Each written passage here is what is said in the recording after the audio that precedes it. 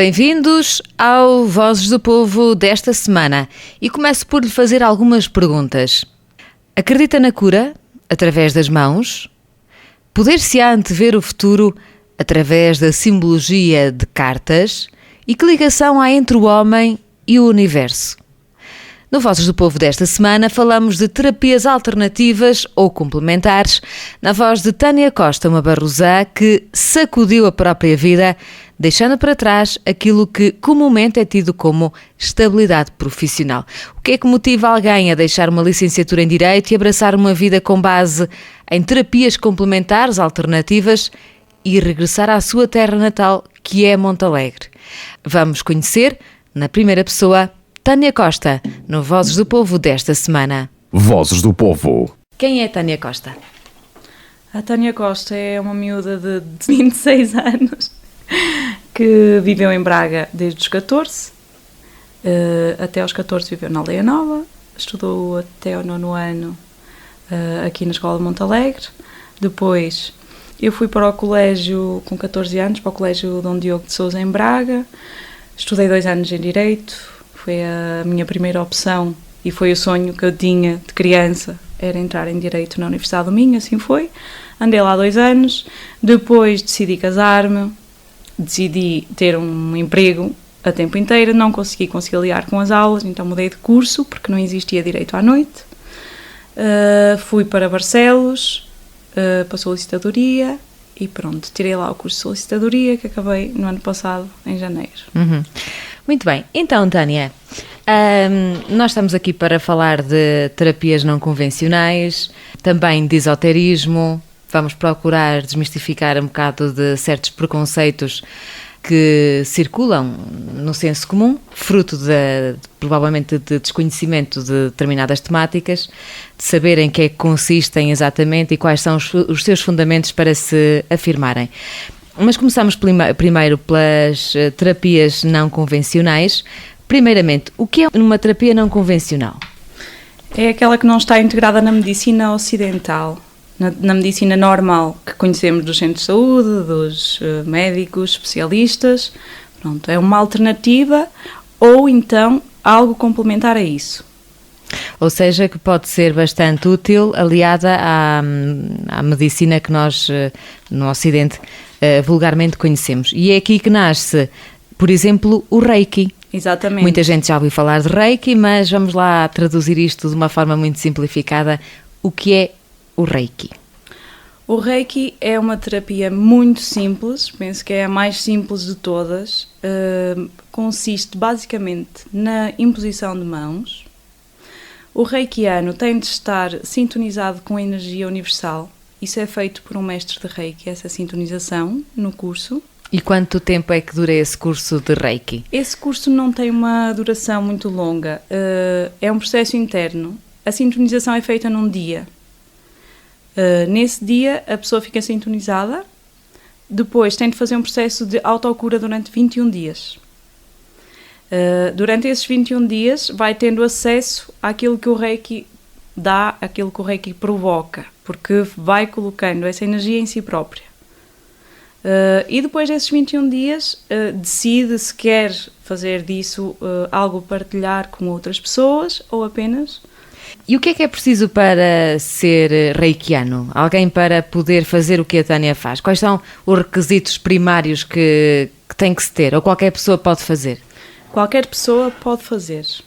Eu acho que até qualquer pessoa deveria fazer o curso de Reiki nível 1. Porque a partir do momento em que somos sintonizados com a energia universal, podemos curar certas coisas simples a nós próprios, ou a um filho, ou a um irmão, alguém em casa que está, por exemplo, com uma dor de cabeça, ou uma dor de barriga, só com um toque. E o que é isso de energia universal? Então, a energia existe em tudo. A energia universal é algo que o universo contém e que todos podemos ter acesso. Não sabemos muitas vezes como. A partir do momento em que somos sintonizados, somos um canal. Essa energia consegue ser canalizada pelas nossas mãos, para nós ou para outras pessoas. Isso está ligado com, e recuando um bocado no tempo, à vida de Jesus Cristo na Terra, que curava com as mãos. Existe alguma ligação? há quem fale disso. Há pessoas e há livros que falam inclusivamente disso, que Jesus poderia fazer Reiki. Não sei se seria Reiki, também já estudei um pouco sobre várias religiões, sobre várias teorias, e dizem que Jesus nasceu com a terceira iniciação, por isso seria um poder já superior naturalmente. Poderá ser considerado algumas coisas que ele fazia Reiki, mas não há provas disso. Então, falamos da causa e efeito. Eu estou com dores de cabeça e qual é o processo, como é que isso acontece para que, supostamente, a Tânia me tire as dores de cabeça? Muitas vezes as dores físicas que nós temos são bloqueios energéticos. Os bloqueios energéticos são retirados quando alguma energia entra no nosso corpo e liberta esses bloqueios. Como é que isso se faz? A nossa energia flui através de canais. Canais no nosso corpo, que não se vê, não se vê nem numa ressonância, mas eles existem. São canais onde passa a energia e que muitas vezes com coisas que vão acontecendo na nossa vida, como, por exemplo, a morte de um familiar ou de um amigo, chatices do dia-a-dia, até o próprio contacto com pessoas que estão em baixo, criam um bloqueio. Como se fosse um rio, o canal onde passa a energia, e o bloqueio viesse colocar uma pedra sobre esse rio. E a água, que seria a energia, por analogia, volta para trás, ou seja, não flui dentro desse canal. Não fluindo provoca uma dor. Se essa dor for energética, a dor física for com base no bloqueio energético, ao colocarmos a energia Reiki, conseguimos tirar essa dor. E na prática, quem faz Reiki tem que, nesse ato, imagino, estar a pensar em Jesus, a pensar no universo. Como é que é o momento de conexão? O momento de conexão é muito pessoal. Para mim faz sentido invocar os mestres que creio neles, não é? E chamo-os para me auxiliarem e aí peço para estarem presentes e para me ajudarem a tratar aquela pessoa. E depois coloco as mãos na pessoa e não penso em nada específico, a não ser que gostava que aquela pessoa recebesse o bem supremo, aquilo que lhe faz falta. E a energia flui e a pessoa sente algumas coisas ou não. Muitas vezes adormece, a maior parte das vezes adormece, passado algum tempo. Outras vezes tem vontade de chorar, de rir, tem alguns espasmos musculares, sente o calor, a energia Reiki é bastante quente, sente o calor a sair das mãos. E é assim, não há muito segredo por trás disso. Conversávamos, antes de começarmos esta entrevista, que a Tânia, enquanto estaria em Braga, viria aos fins de semana à aldeia e os seus primeiros pacientes seriam as pessoas da aldeia. O que é que se falou, como é que as pessoas receberam essa nova forma de estar na vida, não muito convencional, digamos, principalmente aqui pela nossa região? A Tânia foi vista como a bruxa da aldeia? Acho que houve um bocadinho de tudo. Havia pessoas que já tinham visto na televisão, que já tinham visto na internet, muitas coisas sobre o Reiki. Por exemplo, o meu avô, quando eu lhe falei do Reiki, primeiro não sabia o que era, mas passados uns dias viu na televisão um programa a falar que era aplicado nos doentes oncológicos e explicaram um pouco, então percebeu que não tinha nada a ver com bruxaria e, como ele, muitas outras pessoas. O acesso foi muito fácil. As pessoas confiavam em mim, porque me conheciam desde pequenina, e comecei com uma pessoa que estava com dores na coluna, que eu ofereci uma sessão, e além das dores na coluna, passaram as enxaquecas que eram diárias. Foi o meu primo, tinha e ainda tem por vezes crises de enxaqueca, mas eram crises de 22, 21 crises mensais, portanto era uma coisa muito frequente. E começou a fazer o Reiki frequentemente e essas crises deixaram de aparecer, ou pelo menos reduziu o número de crises. E mesmo quando tem crises não são tão fortes quanto eram. Então foi mais o passa-palavra, porque ele comentou isso com algumas pessoas e depois as outras pessoas queixavam-se de outra coisa ou iam experimentar se realmente as minhas mãos tinham algum poder, que não é o poder das minhas mãos, mas sim é o poder da energia do universo, que eu sou apenas um canal. Não fui muito catalogada como bruxa na aldeia, se calhar sou agora mais por causa do tarô, porque também faz parte da adivinhação do futuro, não é? Mas na altura não, até foi fácil aceder às pessoas. Uhum. Portanto, e nestas sessões de Reiki, vamos supor, alguém que lhe dói muito a cabeça, o facto de lhe doer a cabeça está relacionado com, vamos supor, problemas profissionais, problemas emocionais. Existe um elo de ligação entre esta interpretação ou o facto de me doer a cabeça a mim, a origem não é a mesma que a si, por exemplo?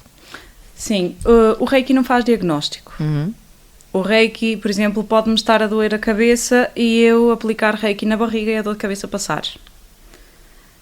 Porque, lá está, essa energia é inteligente. Ela tem vida própria, vai para onde for preciso.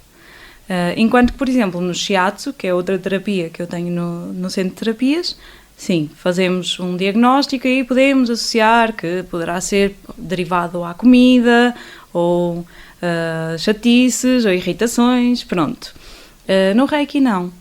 No Reiki simplesmente faz-se um tratamento geral onde se colocam as mãos desde a cabeça até aos pés, ao longo do corpo do paciente. Ou seja, pontos principais de energia, os denominados chakras. Sim, os chakras que depende da tradição, por exemplo, na tradição tibetana são considerados 5 chakras, nas tradições, noutro tipo de tradições são 7 chakras, mas pronto, basicamente os chakras são pontos de concentração de energia.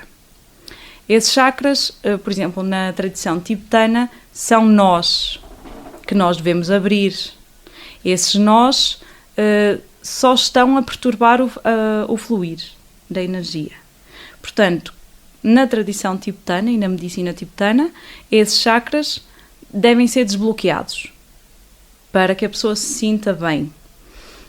Noutras tradições, por exemplo, no Reiki, quando falamos de chakra, falamos de pontos de concentração de energia que devem ser bem tratados, devem ser nutridos com outro tipo de energias para estarmos em equilíbrio. Não só a energia vital que nós temos, precisamos de carregá-la então com a energia universal. Ou seja, se os chakras não estiverem em sintonia, haverá então um desnível energético e a pessoa começa a ter problemas, manifestações físicas através da dor ou de outras coisas semelhantes, ou então também emocionais. O Reiki poderá estar associado à cura ou aliviar de depressões, ansiedades e insónias e essas coisas. Sim.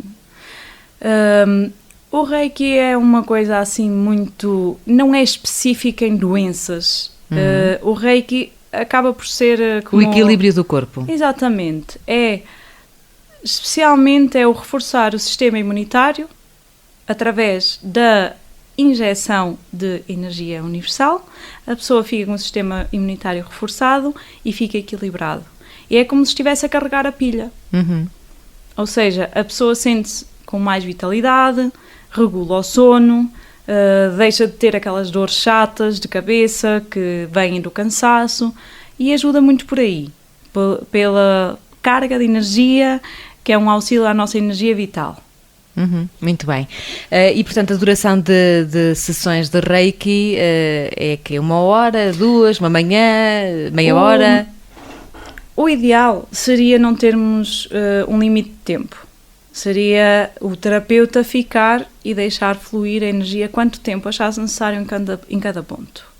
Em cada chakra, em cada ponto do corpo, onde sentir que é necessário.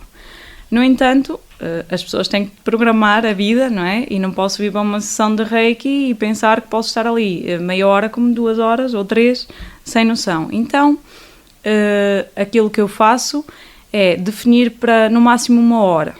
O que é que eu faço com isso? Vejo os sintomas que a pessoa me traz e sinto também, depois, ao estar a aplicar, onde a pessoa precisa mais.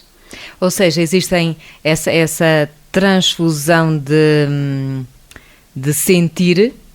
Quero dizer, Sim. se a Tânia sente que, vamos supor que na cabeça que é a parte mais sensível, onde deve estar mais energia projetada. Sim. Esses sintomas do paciente passam para si. Eu muitas vezes sinto, não fisicamente, mas vou recebendo informação do que se passa com o paciente. Através de projeções mentais, por exemplo? Não sei explicar muito bem. Geralmente não são vozes, é uma intuição. É, por exemplo, o sentir que aquela pessoa precisa que eu fique ali, por exemplo, no chakra do umbigo. Que aquela pessoa está cheia de ansiedades, de medos, por exemplo. Ou sentir que a pessoa precisa porque está muito a sentir-se pesada, então necessita de estar ali mais tempo na cabeça, a limpar, a tirar a dor. Mas não há uma comunicação, não é alguém que me vem dizer ao ombro. Ao objetivo, A ao mais B igual a ouvido. C. É uma espécie de informação codificada que à sua maneira a Tânia percebe, mas traduzir para palavras torna-se às vezes um pouco complicado, trazer a informação do mundo espiritual, sensorial, universal, energético para o nosso campo tão objetivo e tão prático, não é? Até por isso, quando as pessoas me perguntam o que é o Reiki, eu muitas vezes digo, olha, isto é energia universal que é canalizada pelas mãos, mas não há uma explicação boa para o que é o Reiki a não ser sentir. Então experimenta uma sessão e aí sim consegue perceber o que é o Reiki. Muito bem. E shiatsu é o quê? Já deu para perceber que também existe aqui um estudo da pessoa, das possíveis fontes de problemas, de doenças. O que é? O shiatsu é uma terapia japonesa que tem uma base muito semelhante à acupuntura, até por isso estudamos Mas utiliza agulhas também? Não. Nós utilizamos os livros da acupuntura para estudar, porque estudamos os mesmos problemas, as mesmas formas de tratamento. No entanto, utilizamos, em vez de agulhas, os dedos e as mãos. Em princípio, utiliza-se mais o polegar para estimular certos pontos, que são os tsubos, que são pontos específicos para trabalhar a energia, mas também podem ser utilizadas mesmo as mãos e os cotovelos, por vezes os joelhos, até os pés, mas não passa de o corpo do paciente, o corpo do terapeuta, as mãos, não existe nenhum aparelho, não existe nada, só o toque mesmo. E depois como é que é feito esse diagnóstico? Como falávamos há pouco da possível origem das causas de determinadas patologias, se é que podem ser assim chamadas, mal-estar, etc. Problemas? O shiatsu, primeiro, o shiatsu é aplicado no chão, num colchão japonês que se chama futon. E o que é o futon? O que é que tem de especial? O que tem de especial é que é um colchão fininho, feito de pasta de algodão, que permite uma estabilidade do corpo sem ceder quando lhe faço pressão. Portanto, eu preciso, por exemplo, se fizesse num colchão tradicional, de molas ou algo do género, quando eu fizesse pressão, por exemplo, em cima das costas, o colchão ia ceder. E aquele não, é confortável para o paciente não sente que está no chão, mas também tem a textura necessária para não ceder quando se faz alguma pressão em cima do corpo do paciente. Porque o shiatsu é mesmo isso, é a pressão que fazemos sobre certos pontos do corpo para estimular a energia naquele ponto específico. Também se fazem estiramentos, um tipo de ginástica passiva, porque a base é o tal diagnóstico que estávamos a falar há pouco, é feito no hara, ou seja, no abdômen, e há ali pontos específicos que nos fazem ver qual será o canal, ou meridiano, que é assim que é chamado no shiatsu, que estará com energia mais em baixo. Ou seja, está kyo ou jitsu, está cheio ou vazio, e os que estão vazios têm de ser tratados, sendo tratado 2 meridianos por sessão, e depois cada meridiano está associado a um órgão, e cada órgão está associado a um elemento. Então, temos os 5 elementos, metal, vento, água, terra, fogo. E esses elementos têm pelo menos dois órgãos associados.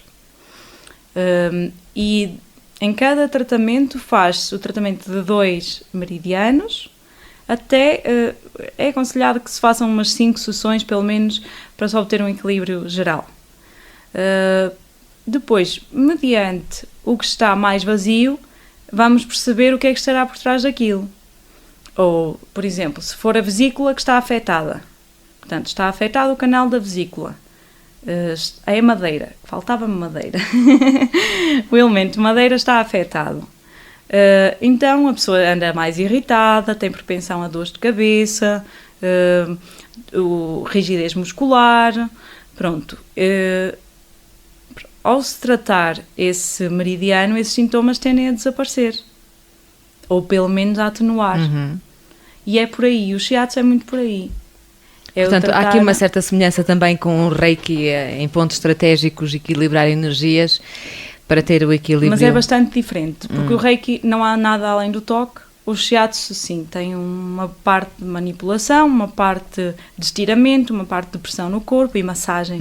Porque o shiatsu que eu faço é Zen Shiatsu. O Zen Shiatsu também tem a parte de relaxamento, então está também integrada à massagem. E qual é o tempo aconselhável, não diria, porque podíamos estar uma manhã inteira, de uma sessão de shiatsu? Qual é a duração média? O shiatsu não deve exceder 50 minutos. Uma pessoa com 50 minutos já sai de lá. Sim, enquanto que o Reiki, podíamos estar um dia inteiro a receber Reiki e não havia problema, o shiatsu não deve ser feito mais que 50 minutos, porque poderia estar a ser uma estimulação excessiva para o organismo e o corpo não ia estar a perceber as informações que lhe estávamos a dar. Ou seja, estava a pressionar pontos em todo o lado, disparava em todas as direções, então, em vez de estarmos a fazer um tratamento, estávamos a confundir o organismo. Portanto, este tipo de terapias não convencionais acabam por ser já associadas a determinadas doenças, e falávamos também do IPO, que reikianos estão de livre vontade a fazer sessões de reiki em doentes oncológicos. Sim, no IPO já há bastante tempo existe um grande número de voluntários que faz reiki nos pacientes que estão a receber tratamentos agressivos. Foram alguns enfermeiros, penso que até foi uma enfermeira que começou no Hospital de São João a fazer nos seus pacientes e, como viu que estava a ajudar, decidiu trazer esta ideia e o IPO aceitou. E sim, existe. E quais são os resultados visíveis na prática desse tipo de terapia aliada à normal que nós conhecemos? As pessoas dizem o quê? Que notam diferenças, que não? A nível de exames, quais são os resultados? Há mudança, não há? É assim, o que eu costumo dizer é que não existem garantias de tratamento, tal como um comprimido, que para umas pessoas funciona, para outras não. Estas terapias também são assim. Estas terapias têm a vantagem de não ter contraindicações, na sua maior parte não têm contraindicações e não fazem mal. Portanto, se não fizer mal também não vai fazer, se não fizer bem também não vai fazer mal. Mas claro que quando estamos a fazer algo que nos relaxe, que de alguma forma nos faça sentir bem, há de melhorar alguma coisa de certeza. Até porque está estudado clinicamente que as pessoas estando mais calmas, a intensidade da dor reduz significativamente. Exatamente. Portanto, acaba por ser um pouquinho por aí, mas não é isso que vai fazer o tratamento. Isso é um complemento ao tratamento. A pessoa sente-se relaxada, por aí já beneficia. Até com os tempos de hoje, com o stress que as pessoas têm, é uma ajuda preciosa, não é? Termos algo que nos relaxe 1 hora num dia, nem que seja uma vez por semana, uma vez por mês, termos 1 horinha para nós, para cuidarmos de nós. Se aliado a isso ainda deixarmos de sentir dores ou de ver uma doença reduzir, claro que não devemos deixar de ir ao médico, e isto é complementar, não é algo para substituir a medicina normal que conhecemos. É algo para complementar, e sim, existem resultados bons. Existem pessoas que deixaram de ter dores nas costas, existem pessoas que deixaram de ter insónias, outras que Foi um grande auxílio na cura da depressão. Sim, há resultados. E há também a massagem com taças tibetanas. Isto traduzido assim por palavras, não é? Em que é que consiste? Quais são os benefícios? Como é que é? As taças tibetanas, geralmente, quem procura uma sessão de taças tibetanas já está um bocadinho familiarizado com estas terapias.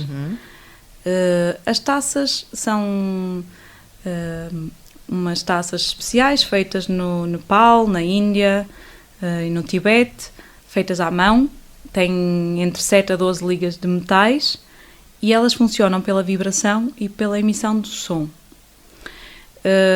O som o que é que faz? Emite ondas alfa, delta, e então o cérebro ao reconhecê-las relaxa. A vibração vai massajar as células, vai mexer com as nossas células. Então, quando estamos numa sessão de taças tibetanas, o corpo relaxa profundamente, porque não é um toque normal. É o som que está aliado a um toque muito subtil, uma vibração das próprias taças. Eu uso 5 taças para fazer os tratamentos. Elas são colocadas ao lado do corpo do paciente e algumas em cima, em certos pontos, na zona do coração, na barriga, nas costas, nos pés, ao lado da cabeça. E as taças tibetanas funcionam mesmo para pessoas que estão com muitos bloqueios energéticos, com dores generalizadas, dói-me o corpo todo, não sei muito bem o que é que tenho. É mais para esse tipo de pessoas que eu indico. Pessoas que estão muito cansadas, que têm dores em todo o lado, pessoas que não conseguem mesmo dormir, porque como vamos mexer com as células, como vamos mexer com o cérebro, acaba por ser um tratamento muito profundo. E não aconselho isso a qualquer pessoa. Não é qualquer pessoa que chega... Não aconselho porque poderia assustar a pessoa nos resultados. Quem não estiver... Primeiro porque as taças não é qualquer pessoa que gosta do som. É difícil não gostar do som, mas há pessoas que não estão familiarizados com isso e que não lhe agrada.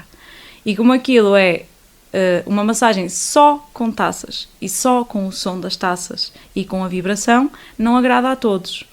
E também não é indicado para todos os problemas. Por exemplo, uma pessoa com uma doença de foro oncológico não deve fazer um tratamento com taças tibetanas, tem algumas contraindicações. Uma grávida também não deve. E por isso não recomendo a toda a gente. E yoga? Yoga também é uma prática já que se perdeu no tempo, não é? E que muita gente aconselha que se deve fazer, que se estabelece ou restabelece o equilíbrio interior. Mas vamos lá traduzir isto para palavras mais simples e práticas e objetivas dentro do possível. O que é a yoga? Como é que se pode fazer? Se toda a gente pode fazer, se não... É assim, há 1000 tipos de yoga. Alguns que foram criados agora, outros que foram trazidos da Índia, foram trazidos do Tibete, do Oriente em geral, para cá. O yoga que eu pratico é yoga tibetano, chama-se Lujong. Ele é uma prática já dos grandes yogas, dos grandes yogis do tempo de Buda, e foi trazido para Portugal por um mestre, para Portugal e para o Ocidente em geral, por um mestre tibetano que se chama Tulku Lobsang, que é o meu mestre de coração, o meu mestre espiritual que eu sigo, e ele trouxe-o. Só que reparou que nós, como somos pessoas muito indisciplinadas no nosso corpo, não temos grandes hábitos de prática de exercício, temos um corpo que não está bem em qualquer posição, passamos muito tempo sentados, então decidiu adaptá-lo ao nosso corpo ocidental. Além de adaptá-lo ao nosso corpo ocidental, decidiu também focar-se mais nas doenças que nos afetam mais a nós, que são diferentes daquelas que afetam mais os orientais, por vários motivos, especialmente a alimentação, as nossas posturas, os nossos hábitos, essas coisas. Então, em que é que consiste? São movimentos, ao contrário do yoga indiano, o yoga tibetano é feito em movimento e não em posturas. portanto são movimentos que se focam especialmente na coluna vertebral, porque na medicina tibetana acredita-se que todos os problemas têm origem na nossa coluna. Primeiro há um problema na coluna e depois é que se vem a manifestar num órgão ou noutra coisa qualquer. Então nós trabalhamos a coluna com os 5 elementos, fazemos exercícios específicos. Depois há 3 grupos. Um grupo que trabalha as 5 partes do corpo, especificamente. Outro grupo que trabalha as 6 condições e outro grupo que trabalha os 5 órgãos vitais. Sempre em movimento, movimentos muito simples que têm como ponto entre o corpo e a mente a respiração. Aprendemos a respirar de uma certa forma e com esses movimentos estamos a equilibrar a nossa mente e o nosso corpo. Basicamente é isso. Uhum.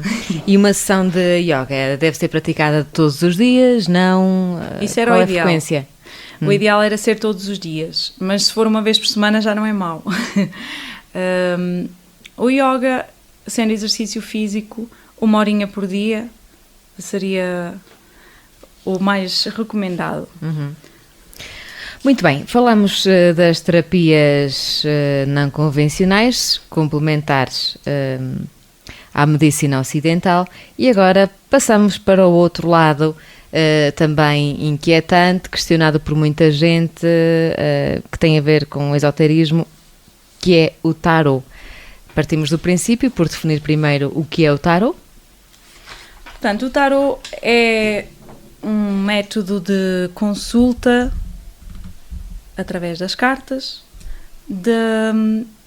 pode ser considerado um método de adivinhação do futuro, mas também um contacto com o nosso inconsciente, através das cartinhas que vão projetar aquilo que está no nosso inconsciente quando contactamos com elas. E estamos a falar cartas, que cartas? Cartas de jogar? Podem Aquelas cartas ser. que nós conhecemos normalmente, da sueca, por exemplo? É assim, o tarot também tem muitos estudiosos e vários tipos de baralho. O que eu trabalho mais é o do Rider-Waite, em que tem 22 cartas que são considerados os arcanos maiores, e depois temos 56 cartas que são os menores e que vão trazer informações adicionais às primeiras 22. Mas até com o próprio baralho de sueca se consegue fazer algum tipo de trabalho com o tarot, porque as 56 cartas são, apesar de eu utilizar um baralho que é desenhado pelo Rider-Waite e que tem desenhos específicos para cada naipe, mas não é mais que isso, são cartas com os naipes da sueca e que tem a rainha, o rei, o valete, os números, e que transmitem uma mensagem cada uma delas. Portanto, e cada carta tem uma mensagem, uma simbologia, mas no meio desse universo todo, se são 56 mais 22, são muitas cartas, muito simbolismo. Como é que é feita essa projeção, essa leitura, essa interpretação? É carta a carta, vamos dizer, por rainha de copas com valete de ouros e a seguir um as de espadas. Como é que é feita essa leitura, ou como é que se conta a história que a Tânia lê na leitura de tarot? Eu aprendi com a minha professora Vera Xavier a fazer as consultas com uma determinada ordem. E então aquilo que nós fazemos é, abre-se uma roda astrológica, em que tem as 12 posições dos signos do zodíaco. Cada posição tem direito a uma carta das primeiras 22 e, para complementar a informação, coloca-se uma carta das 56 arcanos menores. Cada posição está ligada com uma parte da vida. Uma com o trabalho, outra com a saúde, outra com o dia-a-dia, as relações amorosas, os nossos medos, por aí fora. Então, as cartas que saem nessa posição, temos que adaptá-las à pessoa que está ali à nossa frente, utilizando a nossa intuição, não é? Ou seja, o sair para mim, um as de copas, 2 de copas e 3 de ouros, não é a mesma coisa que saia para si? Não. Primeiro depende da pergunta. Uhum. Depois, depende daquilo que estava na minha mente quando coloquei a pergunta. Porque as cartas vão nos dar um confronto com o nosso inconsciente. Portanto, se eu fiz a pergunta e no meu inconsciente estava algo, vai ser diferente do que a Maria José fazer uma pergunta e ter no seu inconsciente outra coisa. E aquilo que vai sair, pode sair a mesma carta, mas a minha leitura vai ser diferente. Porque a minha intuição, ligada ao conhecimento das cartas e do significado Quando fala de delas, intuição, é preciso ter isto falando num plano muito raso e muito do senso comum. Quando fala de intuição, quer dizer o tal dom que as pessoas dizem, tem o dom de ver, o dom de, não é? Ou é um ser perfeitamente normal e que foi abrindo o seu percurso interior? É um trabalho interno em que vamos conhecendo nós próprios, vamos nos conhecendo como pessoas, como seres, conhecendo a parte divina que existe em nós e vamos tendo acesso a certas informações que não teríamos se a nossa mente estivesse congestionada com outras coisas. Portanto, no início da sessão da consulta de tarot, a pessoa que está a fazer a consulta deve estar em paz consigo própria. Ou seja, eu, quando vou fazer uma consulta de tarot a alguém, devo tirar uns momentos para mim, aceder à minha intuição, fazendo uma breve meditação, por exemplo, pedindo auxílio aos meus guias, aos meus mestres espirituais, para que consiga ser um canal da verdade entre as cartas e aquilo que está na mente da pessoa e a minha leitura, que seja uma leitura fiel. Então, e o que é que se consegue prever numa leitura de cartas? Consegue-se prever muita coisa. A roda astrológica dá-nos então uma perspectiva geral de como está a nossa vida agora, nos vários aspectos, e como estará no tempo que nós definirmos, por exemplo, daqui por 6 meses, daqui por 1 ano, daqui por 3 meses, nesses mesmos aspectos. Depois pode-se fazer um jogo de relacionamentos em que conseguimos perceber a forma como nos estamos a relacionar com alguém e a forma como essa pessoa se relaciona connosco. Como nos vê no relacionamento, como nós olhamos para essa pessoa e a postura que temos naquele relacionamento. Isto está intimamente também ligado, fazendo aqui uma conjectura aqui de uma forma muito rápida, aos diferentes eus que nós temos. Existe o eu que eu conheço, o eu que eu penso ser, o eu que os outros veem e o eu que eu sou. Correto. E a maior parte das pessoas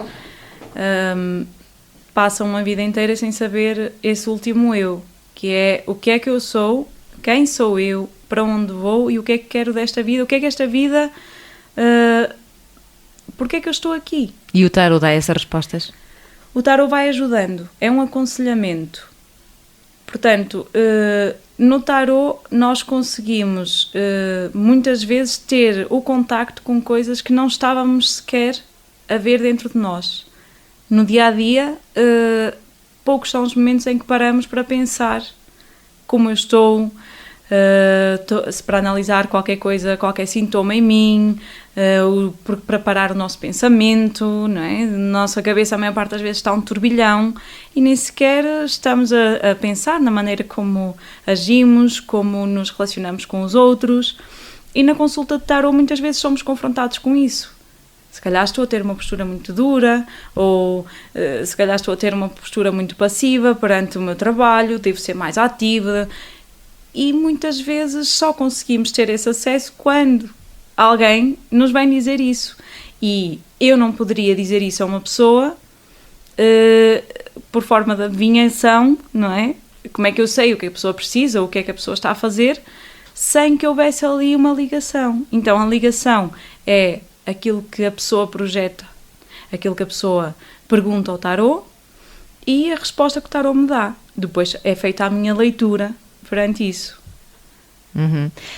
E o que é que, pronto, eu falava, vamos supor, se a pessoa quer saber se vai casar, se vai ter filhos, se vai mudar de emprego, tipo, estas perguntas objetivas, para além daquilo que já falamos, do conhecimento pessoal, são possíveis que sejam encontradas numa leitura de tarot? São. O que eu costumo dizer é: o futuro dá sempre a alterar. O futuro é consequência do nosso presente e das nossas ações agora.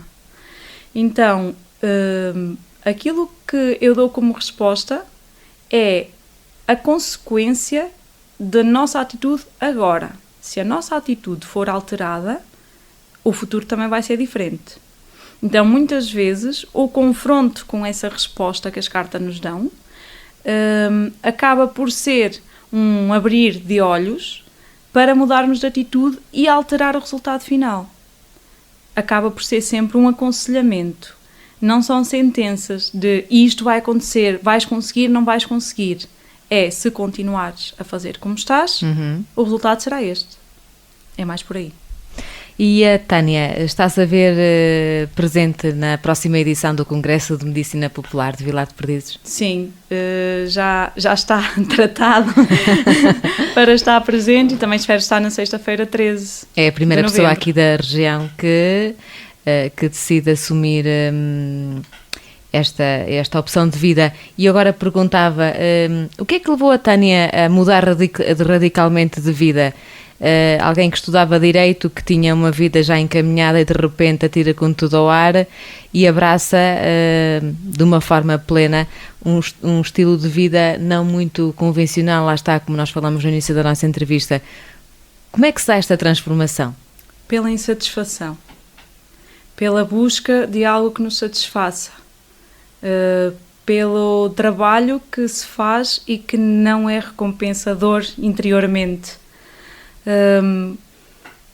Eu trabalhei 5 anos num escritório de advogados.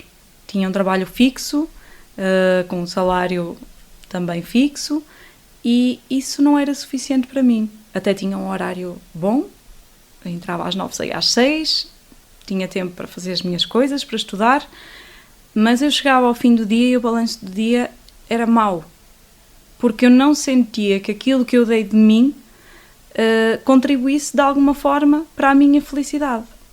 Até podia resolver os problemas de muita gente, mas em termos de eu levar alguma coisa que me fizesse feliz para casa, não levava na maior parte dos dias. Além disso, era a vida pessoal, era uma insatisfação geral, ou eu não estou a fazer aquilo que realmente me faz feliz.